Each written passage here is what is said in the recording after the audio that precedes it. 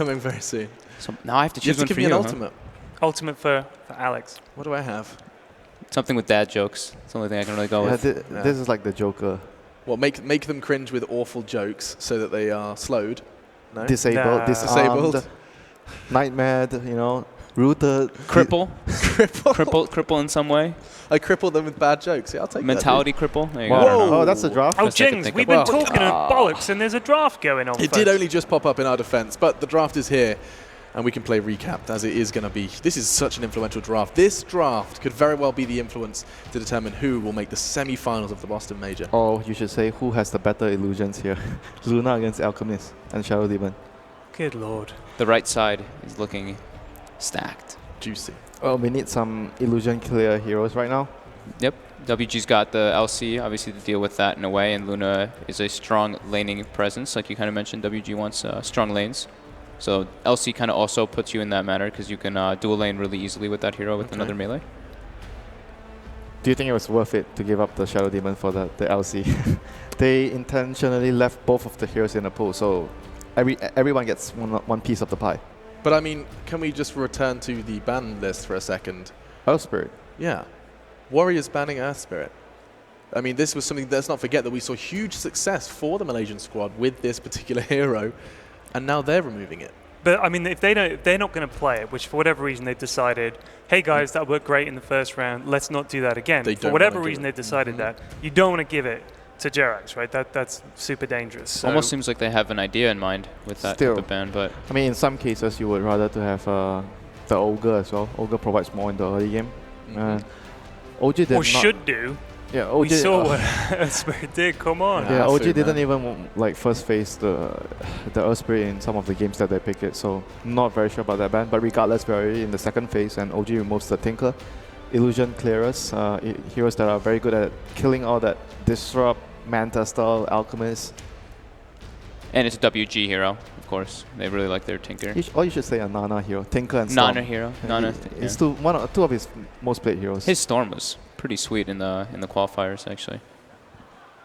Oh god. These poor production says we're gonna try this again. Okay. Right, so He's LC. like, what's even happening? What is going on? He's like, oh, they're on me. Uh-oh. Nice one, Flash. These poor Thanks. guys. We'll make a lot of noise, and the casters will make a lot of noise when we get into game. But the draft is still underway. I'll allow a quick nap for them. We can sleep when we're dead. Nice, thank you. Okay. So Omni Knight ban, I mean, same thing. It's a very staple pick for WG. Also helps a lot to get that 5-man going and more team fight unison for them. So OG banning that one out. Also, yeah, he's it's just a safe pickup for them. And it works well with Luna because we tend to see Luna's not really go for that BKB until later stages. So Repel kind of lets you accelerate in a different manner. Do you think like the pure damage, the purify that you can do to Alk, to sort of cut through his regen a bit and everything is also something you wouldn't want? Like if you're dueling someone and you purify the Legion? I wouldn't think that's why you'd pick the hero, that's not though. so important, but more so the group up potential and Yeah. the lanes. LC and Omni could form a formidable duel. And like, you want to have a good lane when you pick LC. Yeah. Are they just on the prowl for sleeping people? It looks like it. Yeah, it's kind of creepy actually. Too much illusion-based heroes, you know. Yeah. Everyone's like, oh, not this again. Yeah. We're seeing Oh, a wow. lot of So they go for the conflicts Bat here. Rider. And now, what kind of Bat Rider is this going to be? Is it going to be the winter favorite support Bat? Or Gustav Bat They, Rider. they did pick it into an LC, though. Yeah. LC does have press the attack to remove that last LC health. is very, very good against that hero. And Rubik too. So they're going for that- With the instant lift. Going for that dual lane already. Undying LC. The strong lane. Unlike the last game where they had the Sand King and Elder Titan. Right away, they're already drafting two very strong lanes. Rubik Luna, two ranged heroes that benefit from the Lunar Blessing, and then the LC Undying, another strong dual lane. So now they're just, it's pretty obvious that they're just setting up for a Nana hero. So you said Storm, it's one of his favorites. They don't really have a great amount of lockdown for it. How do you feel about that versus the Alchemist? I would prefer like something like Ursa. Someone that can Something kill, more like Ursa. Yeah, I can kill him in the lane. Storm doesn't kill him in the lane. That's what. That's where you want to punish the Alchemist most in the early game. So I'm not so sure about that. But Why okay. is that? Why do you want to punish him early, given that he should be able to catch up super easily? Because you want to slow his timing. You don't want his radiance to come like faster than it already is. Like the last game was 12 minutes. Like slowing it down, like, say you kill him one time in the lane, it's going to set it back like 2 minutes. Right. It's a lot of time for a team to get ready for the Alchemist timing. And he needs to be ahead. Yeah, that's the thing. He needs to be ahead. And Ursa can repeatedly kill him. Like one rotation from a support, he's going to be dead. But I mean, just the simple question is, we were asking, okay, Anna got so big that there was no counterplay. Instead of banning Earth Spirit, Alchemist could have been on the chopping block. Surely they have a serious plan to counter this now, right? Yeah, I They mean, must have. if their plan is a like push Winter strat. says, shut down the lanes and just go win quick. earlier. Yeah. Undying and Luna are very, very good at pushing and pressuring early. They are very good at 5-manning, sieging your base. That's when you want to hit Alchemist before he's ready to really fight and defend his towers. Yeah, that's where Ursa would definitely fit more into it as well. So But I agree with you with the Ursa pick. Right now, OG has Juggernaut, so they have a sort of like a lot of early game heroes that don't require a lot of absurd amount of farm to come online. So those heroes are going to be that mid shield. They're going to be able to buy time for the Alchemist to farm. Do you think there's any chance that they've picked the Alch and they're sort of baiting it and it's a support Alch? You don't see it very often. I said that when EG picked it first phase. I saw Creep playing a pub, and he was playing support Alchemist, and when they did that, it came to my mind. I mean, I feel like you're not playing to your strength when you already have the Shadow Demon with that. Like, very least likely, but yeah, there's a chance. Like a small chance. Juggernaut is the second most picked hero at the Boston Major. 102 Juggernaut games have been seen. ban out the Sniper. They removed the Ogre as well, so there won't be that that hero to fight the Undying. The Courier doing its job. That is impressive. Delivering him champagne. Well played, Courier, and well played, lovely Christmas jumper man. 'Tis the season. So what is actually Jerax going to play here? Is he actually going to handle the Bat Rider support? Oh my god, I'm going to be so excited if you do that. That's the support, I guess. Shadow Demon Lina. That's a combo we used to see, like a roaming potential combo and high burst. Their lane is very, very strong right now. We were so worried about the Undying LC doing a lot of damage, but right now, SD, Lina, and Juggernaut, they are telling WG, get out of my lane. SD, Lina, Juggernaut. They're not going to be able to pressure. And they all can get Aghanim Scepters from the Alchemist if it ever gets to that point. So pure damage Laguna with Soul Catcher, even if it's on a support role, is Wasn't pretty Lina ridiculous. like one of the few that was not picked at TI? Yeah, she's not a big pick. Because she wasn't. Because of the new items that are introduced, mainly the raindrops, very heavily counter her, and obviously the nerfs that she's received in the patch. So, okay. She was very strong for quite a while, and then getting a couple nerfs. Yeah. Just disappeared. Not fun being supports back then, It wasn't even really direct nerfs to her. It was nerfs to other items too. Like Yule Scepter was super core on Lina, and then that one got a heavy nerf. The Aghanim damage as well got a big nerf. And like you said, Raindrop is kind of a big one. Yes. But yeah. Well, that's the teardrop. first. I think that is the first Lina we're seeing at the Boston Major as well. Oh, for sure. I believe so. I mean, even though I mentioned about the Ursa, I'm not sure if he likes to play Ursa, but I do know he likes to play TA. Undying TA, pretty potent combo in the mid game. Yeah. You have the slow and the tombstone. You're very good at taking team fights, and you have that trap at the Roshan, so you can easily scout if the Alchemist team is trying to get the Roshan. Could be a possible pickup for them. But more timing push. This is a timing push. They're gonna go all in for this push. Woo! Yeah, this is an all-in push, and they already have some things to like get rid of the lasso. So if the Pugna is in the front lines, the LC has to be positioned in a very good spot to remove it. I like this last pick. I think it's a great approach to dealing with the Alchemist. Just being able to pressure him, kill him. Kill the illusions with Aghanims. Yeah. Pugna, it's cool. Lina. Nice. Oh, right. Strap yourselves in. You are not moving a muscle. It is happening. The Boston Major has got another curveball for you because we're going into a third with some very rarely picked heroes with Warriors Gaming versus OG, and you are not allowed to leave. Get some hydration, get some sustenance because you are not going to move, and hopefully this is going to be a long one. Your casters are not going to be moving a muscle, at least not the ones outside of their mouths. Let's check in with your casters. It's Malini and Toby to take you through. Well, it's easy, Machine. I like to cast with my entire body. So, yes, it will be a fantastic game.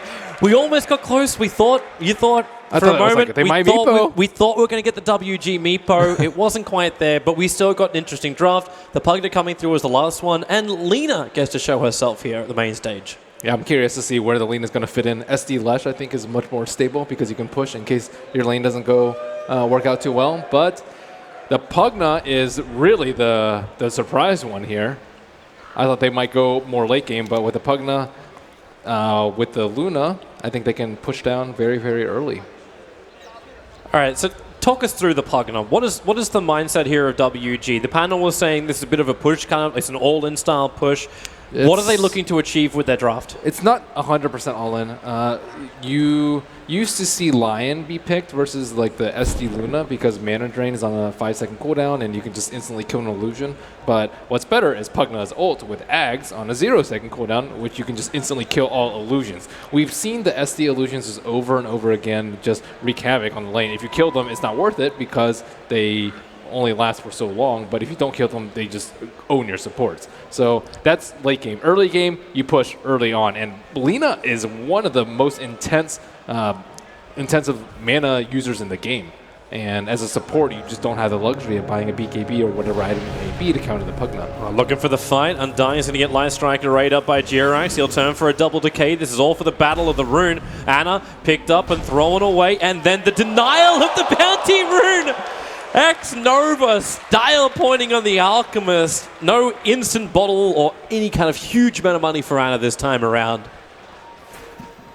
It's pretty big. And they have the Pugna in the mid lane too. Pugna is not the highest armor hero, only 2 armor on him, so he might struggle a little bit. But yeah, WG have committed 3 heroes to this top lane. They are doing the tri-lane with the Undying and the Rubik Luna, definitely a potent one. And SD Lina, it's going to be tough to match. Undying is trying to run up this hill, but it's going to be easier once he gets up there and they realize that first camp has been blocked out. Judging by the Lina's position, they have to know there's a ward there for the first entry drops. A nice Decrep. He's trying to limit his last hits a lot. This is not something that you see too often. A Decrepify at level 1. This is a very long cooldown, 15 seconds, and just for 1 CS, but I think every little bit counts when you're up against Greevil's Greed. The D-Ward of the D-Ward. What's more important to WG at the moment? Trying to unblock the big camp pull, which has been blocked up by the Observer Ward that OG have already placed down, or blocking up the pull once again? I think just using their... killing that Observer Ward so they can pull, and they get the extra gold anyways. I think you can pull the lane to a much more favorable position. Again, we get to have this little bit of an off-lane duel. Kangaroo going up against S4. Legion on Batrider. It's going to be fairly even on that front. The mid lane is probably going to be more of the interesting one. 11-6 versus 3 for 0. This Alchemist needs some friends, because right now he's just getting completely out-farmed. We've really only seen, I think, Ursa as one of the main mids that crushes an Alchemist, but I like this approach that they're taking with the Pugna. Pugna has very high intelligence and also just very high base damage. We're talking about 65 at level 3, and even an Alchemist with a Quelling Blade it's difficult to contest. And let's see. Top lane, that spin gonna go off, and looks like it's real trouble. The Luna gets picked up by Fly's SD. The illusions of the Luna already working against him. Undying will suicide to the Black Dragons. Ana, no bounty rune for him at minute 2. He headed down bottom, saw it was an invis, and was like, screw this. Nana, does he have his bottle yet? Yes, he does. WG's going to persist with this try off lane. They have to. They should. The Undying I think is a waste if you're just like farming with him in the meantime. And as we talked about last game, trading farm versus an Alchemist, generally not the best idea. So they want their Luna to be as beefy as possible. You can't sack the Luna. You need high levels of Lunar Blessing so that you can push down early. But you need farm on the Legion Commander as well. And right now it's 6-2 against the 12-4. Kangaroo's not having the greatest time down there. So both your side lanes are not faring so well. The Pugna's the only one who's kind of crushing in the lane. They don't have access to the secret shop on the bottom lane. He has the boots and the magic stick on Chicken. Nice stun. Catcher a little bit late, but you do get that quick disruption off. Nice control. Really nice control from the loser mean to start with the triple Light Strike array from Jirax. Without dying, the decay is not enough to keep him alive. And OG will spill the blood again. Give props to WG. They kept that Juggernaut spin away from the fight as long as they could, but the support's doing so much work. Yeah, 3-man stun in that lane, and just building up magic charges all around. Jug's also really strong in the tri lane. I would say he's maybe slightly weaker than Luna, but that support duo from the SD Lina is just incredibly difficult to survive against. Maybe if they can afford some raindrops to get into the lane, but at this moment, neither the Undying nor the Rubik even have boots. So Bounty Rune finally will go the way of Ana. The upside about having a one-on-one matchup on that bot lane, the bottom rune wasn't even picked up from the 2-minute mark. So he gets the 2-minute invis rune, gets back up to full health and mana, and then gets the bounty rune as well. Some value. Definitely value timing off the lane. Then he comes back and Pugna's just trying to rip him apart, but Pugna managed to grab the regeneration rune. That's why Nana is very happy just to keep spamming into the Alchemist at the moment. Yeah, he can get one more off. Get some good damage on the tower. Top lane, they're actually going in for the SD. Pick him up, throw him back in again. Fly with the aggressive disruption, still going to lose his life. But the aggressive disruption allows Notal to do a little bit of chip damage into the Luna with a spin. It's not enough to find the kill, and with Afu able to get double decays time and time again. OG's forced back underneath their own tier 1. Yeah, Juggernaut. Pugna just drained out the Alchemist in the mid. Decrepify into Blast into Drain. I only caught the last glimpse of it. But thanks to that uphill ward, they have a lot to work with. Afu, another double decay. Soul rips off cooldown in 1 second time. He's going to need that life to survive and get back to his tier 1 tower. Archit, a little bit too far up too. Jirax rotating over. They don't have disruption available, but they know over in the tree lines. Jirax, do you sense it? No, he doesn't. X-Nova TP is out. Light Striker Ray dodge, but Notal starts up with a spin, and with the Slave thrown out by Jirax. This level 2 Soul Catcher in the lane is bottom just... lane, S4. He finds the kill. He'll lose his life for this, but you're okay with that.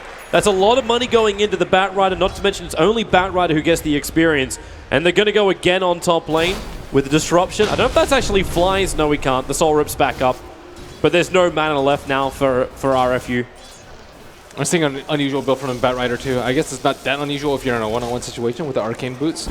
Just trying to constantly keep up Sticky onto him. But Batrider, he really likes those surprise kills with the level 1 Flame Break. I think S4 in particular, opting to not go for Lasso at level 6. And the Flame Break, quote-unquote nerf, was I think actually a buff in the lane, at least in straight one-on-one situations like this, where you get an extra tick of the Flame Break. So with that damage, maybe he's going to be a little bit more support to move down a bottom lane, or they can just do this lane rotation. Kangaroo arrives up on top lane. Notal instantly tries to just show him who's boss by attacking and pushing him back.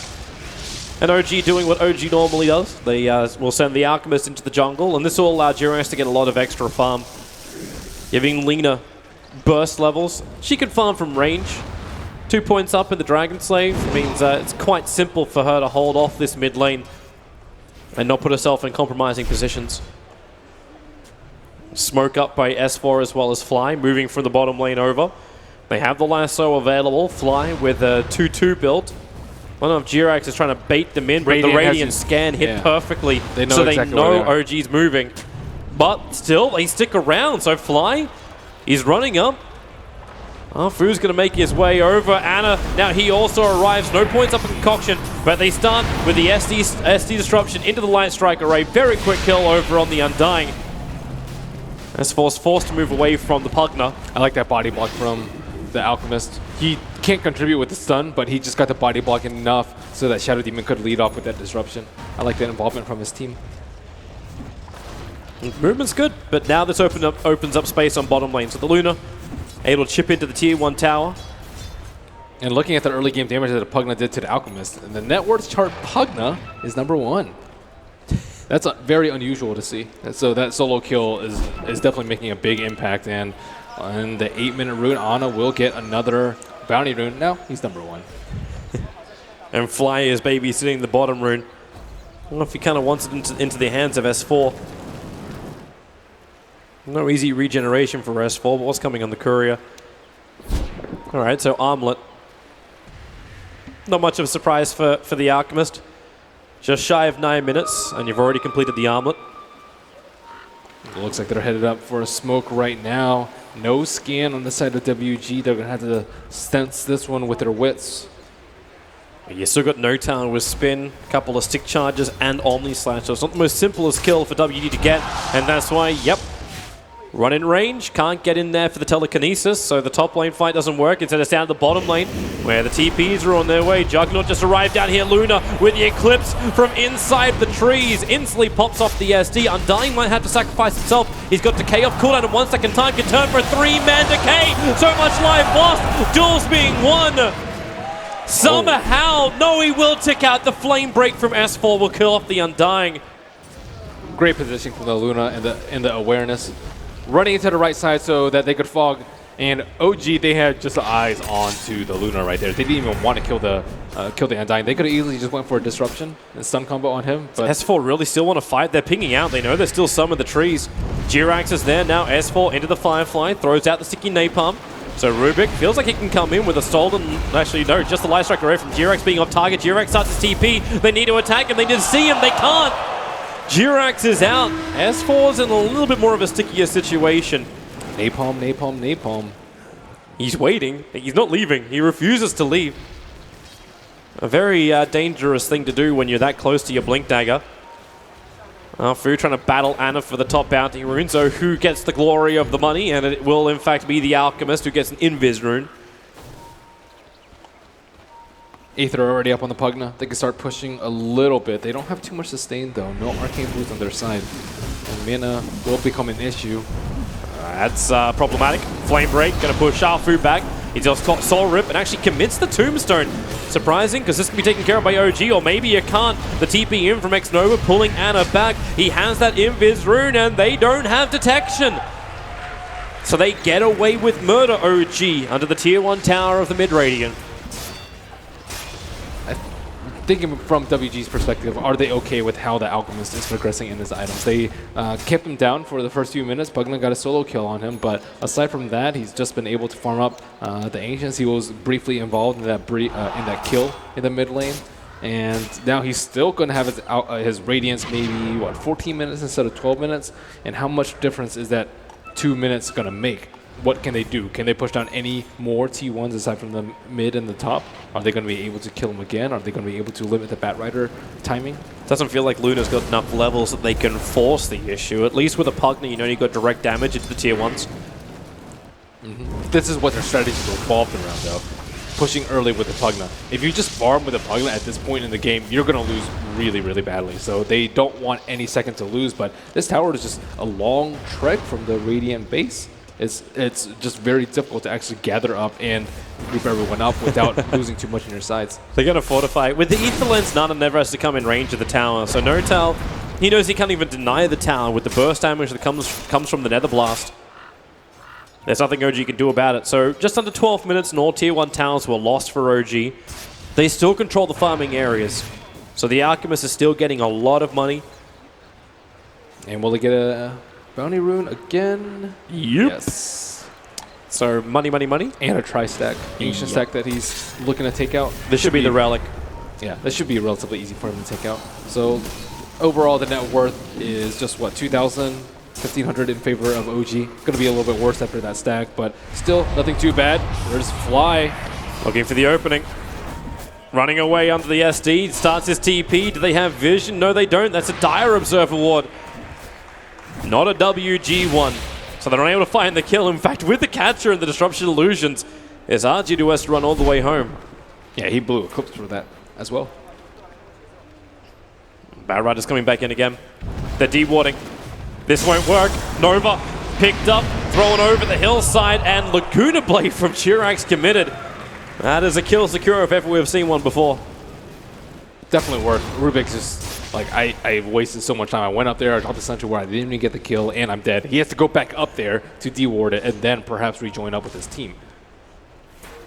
And every second they lose, Ana is very close to his ratings, just 100 gold away as he finishes his last Satyr camp. So despite all the early game tribulations that he went through, it's almost the same result. Just running in right behind the Pugna. He's going to start with the Omni Slash. Dodges the first stun to Decrepify. Only amplifies the Juggernaut. Now it's up to the Undying to escape. Not going to happen when Fly already has Purge. Undying just can't run away fast enough. Loses his Tombstone. Jirax with Dragon Slaying. They'll mop up that Undying, and they want the whole thing. They want Arjit. The Luna cannot run away in time, and that's a double kill for the leader of all heroes. But it's momentum for OG more than anything else. We are so happy for OG right now. Their 4 heroes just repelled a push of 3. The T2 tower didn't even take any sort of damage during that last push. And it was kind of a game of chicken between the Pugna and the Juggernaut. And he's waiting for the Omni Slash, but he knows he can counter it with the Decrepify. But by the time he casts it, he's already at like 20% and just ticks down to the spin. And there's no way he's going to regen the life. So the Decrep comes out just slightly too late from him, and life's still useless versus the magic immune Juggernaut. And that's how the fight started off. Once you lose your Pugna like that, everyone else is going to fall like dominoes. Yep. And this is where OG are able just to push this into, well, a push. Looking around that bottom lane, they managed to plant down an aggressive Observer Ward. So they can see him behind the towers. We'll see if anyone's able to cotton on to the fact of what happened. See the disappointment in Nana's face since he realizes that They that see push the has Luna. gone poorly. They know the Luna. Fly's got no way to close the distance. This is his only downside at the moment with the SD. But when Arfu sits on top of the tower, they know that distance can easily be closed. Blink Lasso out from S4, and with Undying down. Question is if OG want to go for more. There's a lot of WG rotating under the cover of smoke. OG are happy with their in and out. They used their lasso already. They may be able to catch Fly out here. Nova didn't really want to do that, but I suppose it works at the end of the day. Yeah, I've actually broke smoke on the Juggernaut illusions that Fly created. But they catch Fly. They get a support. It's something. Now the net worth chart is starting to look very ugly. WG, they just don't have enough items on the Luna nor the Pugna. The Pugna is a great counter to the illusions if you can get your Scepter. But right now he hasn't even built one piece as of yet, and WG desperate for some tower gold. And there's no lasso, but I mean the Bat Rider's been causing a big problem in these fights. But like if they really want to fight, they just TP the Alchemist. He has BOT, so he can easily join if they want. And the Siege is starting no tail, trying to fend them off. He's fine with this. If they spend any time attacking No-Tail, it just gives more space for Jirax to actually attack the Tier 1 tower on the top. The Alchemist already pressured in the mid. So WG with a 5-man committal to bring down the Tier 2 tower, already losing on the map. So this has to be to the end objective. Take out a Tier 2, and then they look to slowly get closer towards the Tier 3/racks of OG. Uh-oh, Firefly and Lasso is up again. S4 hunting down in the trees. He Nana wants Nana. pinged out. The issue is always going to be that Nether Ward No-Tail spin to try and kill it off to Decrepify. Slows down that process. Meanwhile, Alchemist attacking Tier 2 tower top. TP is finally coming back, so Arjit will TP in towards the mid. Now this gives a green light for S4 and the rest of OG to scout in the trees, look for any stragglers. I think one thing that the Lina brings a lot that the Leshrac doesn't is anti-Luna mechanism. Like Luna almost always gets BKB if the game goes to a reasonable time, but with the Ags on the Lina, you can actually just kill the Luna, and they don't have any real good way to save her. Even if you Decrepify, doesn't really matter. Pure damage, not that big of a deal. WG just smoked up. The Luna was only barely visible to the Observer Ward, and this is why Ana is now moving out of the jungle. He already got the stack he wanted, and they'll move into a defensive position. WG really unlucky with that. That Observer Ward doesn't see that far over, but it was just far enough to see the Luna. Kangaroo might jump over there. S4 trying to pop the smoke. Undying's smoke pop. He knows exactly where they are. Are they going to make the leap up there? Nope. You really want to jump your Legion Commander? You're just unsure about how you're going to... You have to, like, blink there. You have to not get fog, and then you have to click on him with the duel before he blinks out. So it's a low probability play, and if you do that, the rest of your team is downhill because he's the only one on this team with the Blink Dagger. But if you don't, you just waste the smoke. So it looks like they will go for the lesser of two evils. And not a lot to help to have, so OG pretty much in control of this game for the moment. The Golden Experience continues to slope their way. And WG, they have to do something soon. Smoke Gang fails time and time again. OG continues just to back out, start their farm with the SD plus the Manta coming up soon for Ana. Yeah, this is actually very scary for WG. They can't take it late. If Luna gets farmed, you just get the Ags, pull it to the Lina, and then there goes like 3/4 of our HP. And the Luna's still going to be fighting against your own team. Maybe this is one way to do it. Blink, Duel, and the Eclipse with no creep wave. Ana had no other choice but to tank the entire thing. Yeah, that's a pretty penny. 756 gold going the way. Well, S4 found his opening. It's going to be an Undying, so you trade off your Alchemist for a level 7 Undying. Actually, not even going to get that trade. Drops the Tombstone. And OG are bailing. Now they need actually to give the Alchemist a little bit of help. WG has switched their gameplay. They're not going to group up as, or they were not grouping up as 5, as OG probably expected. And I see the lines drawn now. OG maybe trying to defend the last bit of this tower. But WG just drew a line saying, we go this way. This tower must die. A glorious death. OG? S4 doesn't have his lasso up for another 32 seconds. No Tao just runs in. Omni Slashes kills the Rubik. And now, well, the duel was available with the spin. The body blocking from Afu holds the Juggernaut there. The anti-disruption's out, but it won't keep the Juggernaut alive. Legion Commander will break free. Now Batrider back into the mix. And the damage output, it's so high from OG. WG have nowhere to run. They lose everything but the Pugna. That's the Alchemist actually joining the fight. I think last fight they were like, oh, okay, Alchemist wasn't there, and he was dead, so they decided to push. But Rubik immediately died. They have superior ward vision with the Sentry and the Observer close to that high ground. So you're going to see it again. So this is the start of it. Afu with a body block tanked so much of this.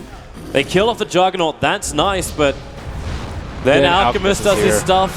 S4 in from the side. You're seeing the burst damage of G-Rax come to fruition as well. And now you also lose the SD. A little bit more fine as they drag the Pugna away. Not far enough, close enough to the rest of OG to find the instant kill. Mainly because the only one left there is Jirax, but he does have that Laguna Blade available.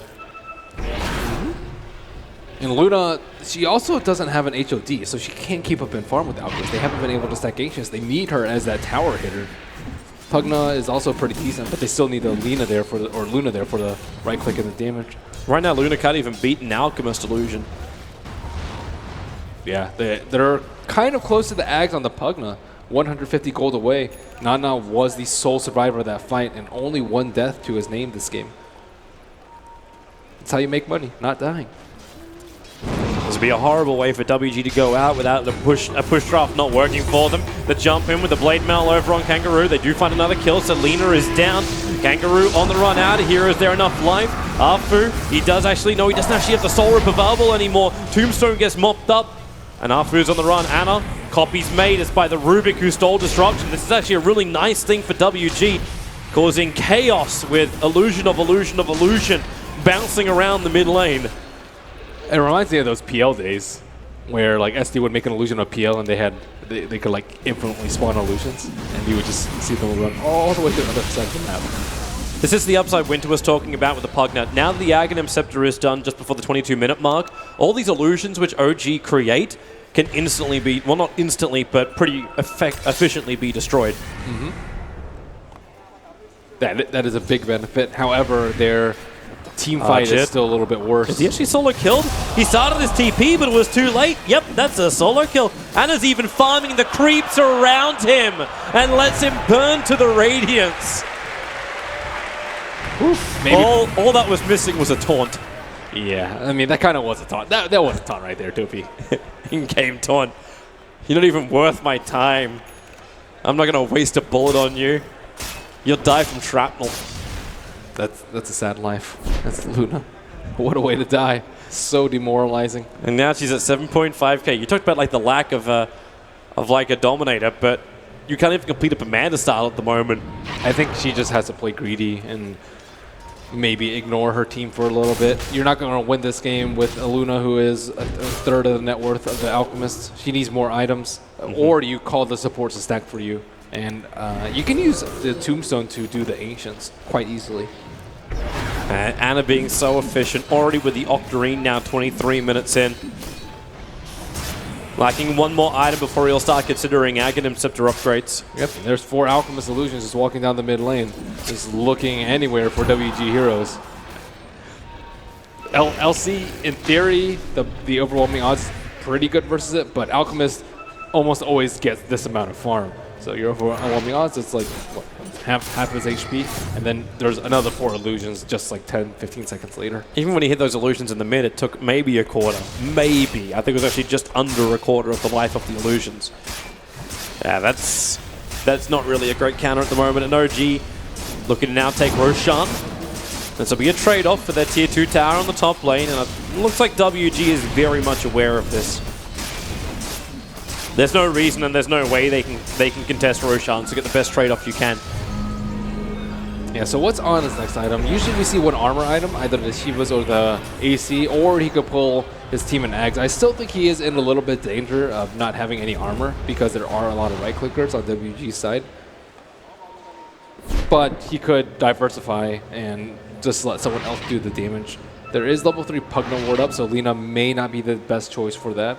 Bat Rider, that's more of a super late game thing with the Ags on him. Juggernaut, I think, is a pretty good candidate, but the only problem is he doesn't have actually that many items to synergize with the Omni Slash. I'd probably just say an item, armor item, on Alchemist, and then play it by ear from there. I'm fine with that. SD Purge would be a really nice thing, more than anything else. They don't have any BKBs though, so it's generally best versus like heavy melee cores who are prone to getting kited. LC, she has duels, so she doesn't get kited that easily. And Luna has range with the Dragon Lance, and I think just dies without with just 1 Purge. You don't need 3 for her. And we may not even get to that point of the game. Right now, OG is assaulting the tier 2 tower. They got everything up. Blink Lasso, that's a nice catch. It's the LC, instantly murdered. Well away from WG. There was no way Nether Ward was going to stop that, which now does get planted down. Still got that Laguna Blade available for the Lina as S4 gives the vision, sees up, and that Nether Ward is not going to survive. So now Jirax has a ticket to kill. The Drain on the Alchemist is nowhere near enough. His Chemical Rage will wear off in a bit, but it's just space created. The Legion Commander does not want to buy back. They keep the pressure up. Fortification has been expended for WG.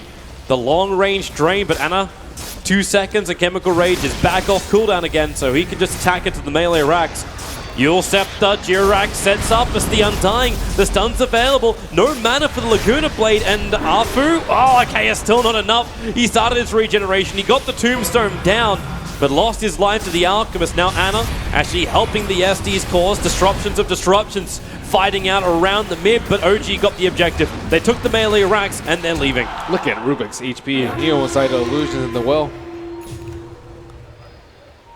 And Pugna actually ran out of mana that fight. He was draining all the illusions and draining the Alchemist, and then he was at like 200 mana, and then he went back home to heal, but OG just pressed the attack at that exact moment.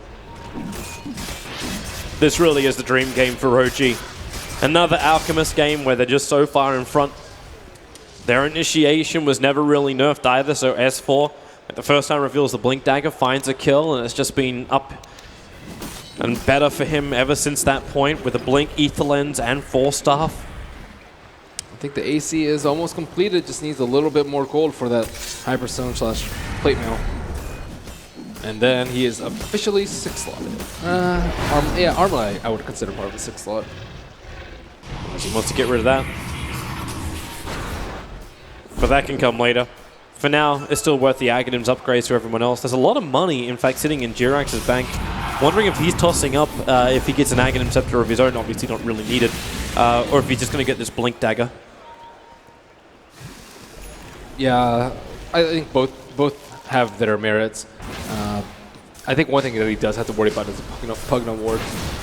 1.75 damage per mana versus her 3 spells cost what, around 700 mana? Is there another way around it? Like, is there like a tanky kind of item? I don't know if we really want to say like, hey, like Jirax, you should like get Octarine and then get the Aghanims upgrade. I've seen Bloodstone before. Like Bloodstone is a build of a core laner, but I think it's either HP or BKB is generally what you get. Scepter gives you a fair amount of HP, but you can easily give that, be given that by the Alchemist, and Alchemist is almost slot challenged right now. Well, Jirax up to 3.5k, so we'll find out what he wants to build in just a bit. Oh, WG under the cover of smoke, again looking for some kind of opening. Kangaroo's the closest, just a whole bunch of illusions, does not want to initiate in on that. But rather more annoyed that his Blink Dagger gets put on cooldown, and with both of the aggressive Observer Wards from WG, it's not giving them any information on who they want to kill. OG is on the other side of the map. So that one ward sitting inside the Radiant jungle, this little guy is going to do most of the work for WG. Waiting for Jerax's Scepter. He's going to go for that item himself and just needs these 2 creeps for the point booster, and there he goes. So actually bought his own. Yeah, Luna is just pretty much like dead at this point, right? Yep. Pretty much. She's not level 16 yet, but that's half her HP, and then unless she gets like the perfect Manta dodge, that's the only dream that exists for this Luna. It's asking for a lot. I mean, even the Pugna doesn't have that much HP. 1,300 HP dealing with 650 damage Luna. Mm-hmm. And OG just keep waiting it out. Diffusal Blade is now the pickup for Notel, so Manta and Diffusal.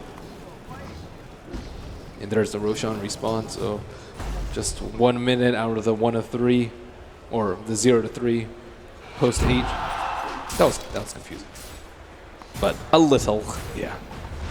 He'll be up soon, in 4 minutes, roughly. And OG are fine with this. It's back to the farm. You've almost got 30,000 net worth over on the Alchemist, just in case everyone didn't feel like once was enough to get their compendium predictions of over 1,000 gold per minute, and is sitting at around 1,015 at the moment on this Alchemist. That's like the only freebie in the compendium predictions. Highest GPM in the game. Everything else is pretty damn hard to predict. Yeah. I know most people with a fall out of VP today probably lost their bracket prediction, because they would have had them going to at least the semifinals. OG wrapping around. No tail is by his lonesome in the back. S4. Does he find? He would love it. Yeah, he's looking for wards at the moment. And is this will catch that observer. Is this Notel's Ags? Yeah, it's Notel's Ags being given over by Ana. So double Aghanim Scepter for OG, and they're ready to fight. Line's been drawn by the Rubik, and this is OG coming in from this place. But without Firefly, they're not. Now Pugna has shown in the mid, and they all have to back off. OG had an observer ward like a little bit north of where the Luna is right now, but it just expired. Should be a fairly straightforward push for them. WG, their high ground defense pretty much rests on, I guess LC. Yeah. LC getting a good duel on, I don't know. Even if he gets Juggernaut, I would think it would be pretty good, because Juggernaut has a lot of survivability, but if you get him before he can pop Omni or Spin or Manta, that could be a great way to start off the fight. And it seems the best way. It's like the best way is to kill off the SD at this point. Like, stop this illusion spam that keeps coming, but you've still got Manta, you've still got a whole bunch of other things that are causing WG issues. You can counter him with a Rubik Spellsteal of your own, though, and have create your own Disruption army, but now they have to be aware of where the bat is. Where is he going to be? And OG has taken measures to make sure that there are no wards, no Radiant wards at least, around where they are. So now he can approach from the perfect angle from the fog. A lot of times you expect it from the left side, where Ana kind of where it's standing right now, next to those trees. So they have to be wary of that. They have to be wary of him just running in through the right side. And they've already dropped the sentry to make sure they don't have a reserve ward. But this tower's already at 25% HP. They need to do something. Yep. They can't just wait for Alchemist to break their base. The best advantage right now is the fact that Fly has to keep using Shadow Poison after he disrupts. So he's burning extra mana to do this, just so his disruption doesn't get stolen. That's our only advantage, though. So he's not going to have a lot of mana for the fight, even though 9-1 charges are available. Thing for OG to keep your eyes on if they are really going to try and take this fight is S4's positioning. Watch that Batrider closely.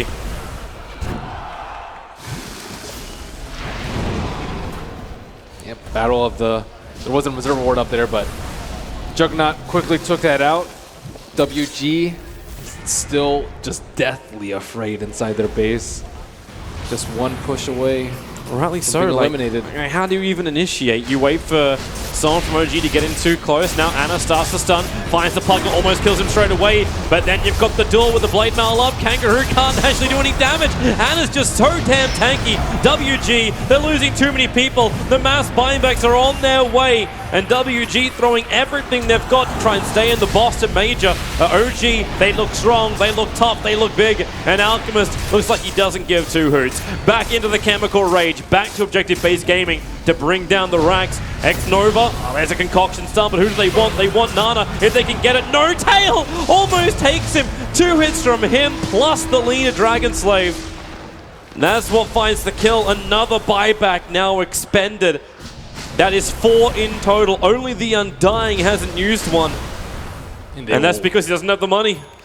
And they weren't really close to killing anyone on the side of OG, and you have to go back to the draft and wonder whether or not that first ban Earth Spirit was really worth it for them. They seem to have kind of a lineup that's tailored towards dealing with the Alchemist. With the Pugna last pick, however, look how flat this fell. It definitely hasn't been the dream for WG. Well, last perhaps smoke of the game as Warriors Gaming trying to smoke outside of their base. OG. Who wants an Ags? Who wants an Ags? Anyone want an Ag? Fly. Have an Ags on the house.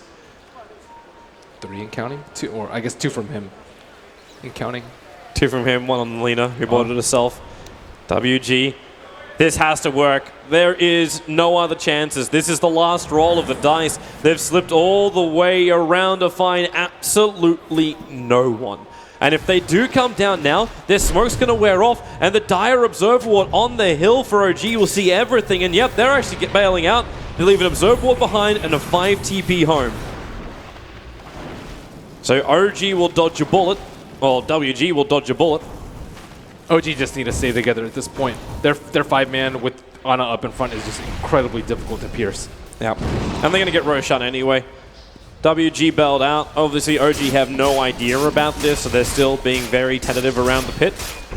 I say tentative when you've got the amount of damage on the Alchemist, the Juggernaut you've got. It's a very quick and simple Roshan, and that is a big advantage. And you can try and hope for a base race if you're WG at this point, because fighting the Alchemist 1-on-1 or 5-on-5 rather is suicide, but the Luna isn't strong enough to push out these lanes quickly enough, nor is he strong enough to contest the base race against the AC on the Alchemist. Here they come. WG. The stand is now. The Pugner is actually not even there yet. And well, Omni Slash does its work. Kangaroo will go down. Notal with the double kill. And they call GG. WG will admit defeat in the face of OG, who advance themselves forward. Look at that smile on Notal. It's happening again. 2-time major winners are looking to see if they can bag their 3rd Eagle song. Yeah, they're definitely the best major team, I would say. They've won 1-2, and it's no surprise that they advanced to the semifinals, but they have a tough test in the next round as they square off versus Evil Geniuses. Yeah, that is going to be a beautiful game. Of course, there's even more games coming up later today. Can't wait for those, but for now, WG, still big props to them. They came a long way. They managed to get into the quarterfinals, and that is just props in itself. A lot of people probably pin this team and say, you know what, bottom of the group. They managed to dodge that by 1 position, but still, they performed better than anyone would have expected. And they had some outstanding individual play. I think Nana on his Timbersaw in the first round versus Complexity was a pleasure to watch. And then the Earth Spirit in game number 1 was also really, really good. Yeah, that was a wonderful thing to watch, and especially up against like a player like Jirak to have something like that displayed. Okay, we've actually got some really high caliber Dota 2 players here at the event. And, well, panel, what were you most impressed by? I mean, I think we're most impressed by just how big Alchemist got. At least that seems to be the general consensus. I say impressed. I was kind of banging my head against the desk. I'll be asking these guys about it. But it was the same story, right? I asked you guys. I was like, Alchemist in the first, is it going to happen again? And it did. Just rinse and repeat. Anything to add to that, Malini? You just look like you've kind of fallen asleep. No, that was Alchemist. I heard it in your voice. You're like, I've seen it before, Alchemist. And it actually was the same story. It was, especially with the SD on their side. They just, kind of systematically farmed up, got the core items, and then just ran down their base. And it was a game of with deja vu. counterplay. Yeah. It did feel a little deja vu-esque, but still, I mean, you can't deny this Warriors story is still a very positive one. We end this on a positive note for both teams. Definitely. Dude, I really like Warriors Gaming Unity. I think they had a really good shot versus OG, and as they proved, maybe just a little bit of drafting issue from them. Okay, perfect. I'll ask these guys about it. I don't know why I have a slight dreary tone to my voice. I need to stop. It's just because I was asking these guys, just before we came back, I was like, We bummed you out. You bummed me out because No, the Alk, I wasn't it? asked. I literally said, why didn't they ban Alchemist? And I mean, I don't know if this is a stupid question, but I was like, you had a chance and you banned Earth Spirit instead. Look what happened. Yeah. Anna just, I mean, to the point where Anna is killing creeps while he's about to kill you. It feels very BM, and it feels like a bit of a question mark as to why. Winter had a good answer. Yeah, Winter, what were you saying?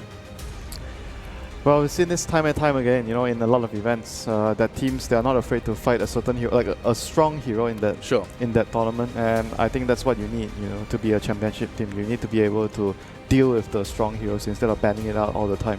I mean, sometimes it works. Obviously, this time it didn't work for WG. Like, to their credit, they did have a solid idea around dealing with the illusions. Yes. The Aghanim Song Pogna, but it was just like, the illusions were part of the problem. The real alchemist is hitting the buildings. That is like the other issue that they could not address. Yeah, you could see they approached the game in like a cool manner. They put the LC in a favorable matchup versus the Bat Rider. He ends up dying to S4. Their aggressive tri-lane, I think, got kind of even, but Jarex with like a beautiful 3-man stun kind of just deterred them away from that. This point, I was actually a little bit concerned for WG just because they were so split up. You could see what they wanted to do with their draft and go for this like straight up like 5-man and push, but they completely split up all over the map, and they were just like, oh my god, what do we really do versus this Alchemist? This was a desperate move. Like before, it was like pre-Radiance Alchemist, so they were like, this is what happens when you're playing against Alchemist. It's always at the back of our mind, we have to do something. We need to go now, we need to go now, we need to go now. And in the process of we need to go now, and you make the mistakes because you're forcing things a lot, but then again, you have no choice because Alchemist's time bomb is ticking. Right. Yeah. And I mean, is there just a certain point, Fogged, where it becomes too much? It's like the amount is surpassed, and it's almost just a matter of time. Yeah, I mean, like Winter said, they had an approach that they wanted to take versus it. Obviously, with like the heroes that they pick with the Legion Commander in the first two to deal with the illusions, the Pugna to deal with the illusions, the Pugna in the laning phase too. He destroyed this Alchemist. He had like 25 CS over him. Solo kills him, and then Alchemist goes, picks up 3 bounty runes, and he's ahead of him in net worth. You missed one thing. He even took his tower. Oh yeah, he even took his tower as well. That's right. So that Pugna completely destroyed the Alchemist in the laning phase, at least. But then he just gets 3 bounty runes, and the rest of the OG heroes end up just grouping up, and yeah, the power of their lineup comes through on top of that Alchemist. My favorite part was Alex, who's obviously, with all due respect, new to the idea that, yeah, sometimes heroes just win games and you're sick to death of seeing it, but you still got to appreciate it. Like, you got to accept the fact that they have to take the Alk here. It was a gift. Oh, I'm not angry at seeing OG pick it up and find success on it twice. You seemed angry. It's less anger and more just this kind of, I'm desperately trying to find counterplay, you know, like as was WG. Yeah. And they figured they found it, and again we just see it wailing on the buildings. Yeah. And destroying it in the end. The problem is that, all right, if you shut him down in lane, he is one of those heroes that you can distract him with other heroes. Bat Rider's really good at that, and it's just like, okay, we're going to go and do things in other lanes. You're going to have to rotate to respond to that. We saw the Alk was missing for a bit, and that's when Wing started to turn things around and look good, and then when Alk started to turn up to the fights, it all went badly for them again. I think they did something, like their heroes also enabled the Alchemist too, just like the last game when they had the Bloodlust and everything. This game they have the Shadow Demon for the illusions, but not only that, they emphasize stacking on him. I think I saw a 5 stack at like the hard camp, a triple stack at another place, so they were just like, okay, we're just going to fight away from the Alchemist. S4 played really well, put a big game into that too, because he was forcing initiations, forcing action to happen away from the Alchemist, and yeah, they just let him do his free farm thing. Yeah, and you know, we're talking of let him do his thing. That was something that Jerax demanded. He says, let me do my thing, and he did do it in this game as well. He's going to be doing his thing with Slacks on stage. The winner, and locked in for the semi-finals, Jerax from OG. Ladies and gentlemen, I am here with the man of the hour, the Jerax, the man who does his own thing, as they say there. Give it up to him. Come on, what are you? There we go. Everybody's scared of you, man. You're a killer. You just killed that team completely. You're up in the semifinals against EG. How you feeling? Feeling pretty good. Playing Alchemist 2 games, I don't know. Nothing to say. We just farmed and we won the game. Alchemist does seem to be the hero of the tournament, right? Everybody's picking him. You're the killer. I need you to tell me, what do you do? How do you stop Alchemist? If it was you on the other team, how would you have won that game? I think that's going towards the next game. So it's going to be about that. Oh. I think you're going to see it. Oh, okay. So don't reveal. We'll see next game. Good stuff. Good stuff. All right. So question for you on just kind of the crowd, you know? The crowd needs to know what to do. You guys are up against EG. They're very powerful opponents. You need their support. And I was talking with you about getting like some kind of thing for them to yell. Any ideas? I don't know if I don't know if I dare to say it, but there's this Twitter thing going that you say "Go OG," but then you can translate it into "Goog," which is like. I don't think that's a bad word. Can we try that out? Goo, goo, goo. I think that sounds like a boo. That sounds like a boo? That's good enough. You know what they're saying. All right, I want to talk to you about Lina. I looked up your match history. I think the last time you played that hero was in a pub game in September. Was that your idea to have that, or was that drafted for you? I played it in the past a lot, and I think the hero is just in me rather than. I think I don't need to play that hero to be able to play it. No? That's something. So you're saying you don't even need to practice to beat this team? Come on, man. Not on Lina.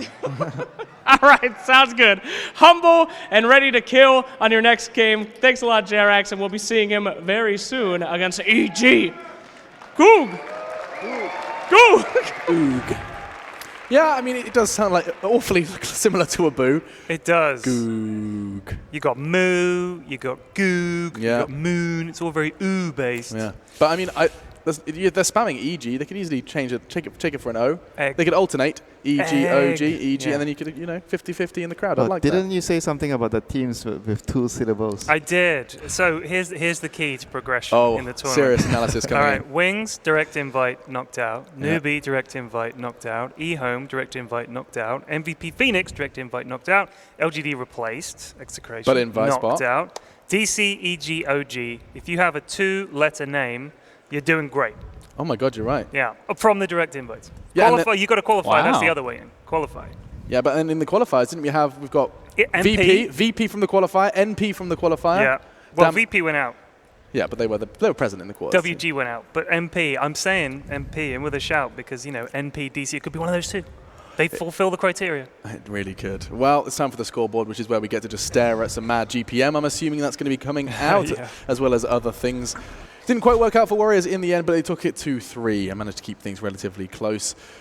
And what does pop out to you, Fog? You're going to go ahead and take a deep breath and inhale that numbers chart. It was about 50 less GPM, maybe 60 compared to the last game. Oh, That's effective shutting down. No, just look at the Pugna's damage. Pugna has same damage as the Alchemist. That's a positive thing we took away from the pick. Mm-hmm. Yep, positive thing we took from the pick. Other than that, just the assists and everything on the side of OG. You can tell they were playing as a composed unit. Fly, rocking 19 assists, so he was involved in the majority of their kills. But I mean, he also just threw illusions out, so that kind of gives you like free assists here a bit, right? I think S4 opened up a lot, and Yes. there were a lot of pickoffs that they got. Especially, if you can get like the Undying before the fight even starts, that's a big part of what He got the Warriors wanna LC do. in a yeah, few. the LC is a big one. In a few occasions where LC was just waiting, trying to remove the lasso. That was also one of the prime targets as Batrider. Yeah, absolutely. I mean, that's his kind of his best hero. Yeah? We gave Jerax MVP, did we? Okay. Yep. I thought it was S4. Fair enough. I think He did great. I think they both. three-man Lina stun. And yeah, I think he helped secure the laning phase. Heavy manner, just like that one stun actually turns it around Yeah, in completely. pretty much entirely. So Yeah, I think that's pretty good. Yeah, it's S4 and Jirax, then we'll give those guys both credit where credit is due. You did get to see a little bit more of that Batrider. You were a fan of this one in the past because it's just a big commonplace now in the draft. We're going to be seeing some more about Batrider and some more about how this game did go down with Purge. So let's jump over to him, and when we come back, we'll be talking about the next series. Hey guys, this game was a little bit more straightforward than some of the other ones, but a lot of it came down to the draft. About this point here in the draft, it was pretty obvious that Warriors Gaming needed a solution to the Alchemist. So what they opted to go for was an aggressive tri-lane and then a very fast pushing core.